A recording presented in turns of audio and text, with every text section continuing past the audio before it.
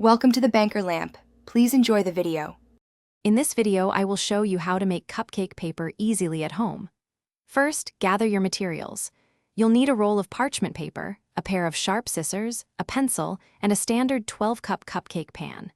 Additionally, find a round object, such as a drinking glass or a small bowl, that measures about 4 to 5 inches in diameter. This will be your template for perfectly sized liners.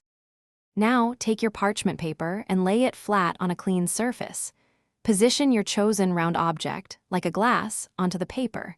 Using your pencil, carefully trace around the edge of the object to create a perfect circle. Repeat this process to make as many circles as you need. Once traced, use your scissors to precisely cut out each parchment paper circle. With your circles cut, it's time to form them into liners. Take one parchment circle and center it directly over an empty cavity in your cupcake pan.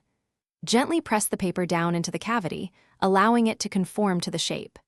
For a neater fit, you can use a smaller glass or jar to press firmly into the center, helping to crease the paper along the pan's edges. Once the parchment paper is pressed into the cavity, smooth out any major wrinkles to ensure a snug fit.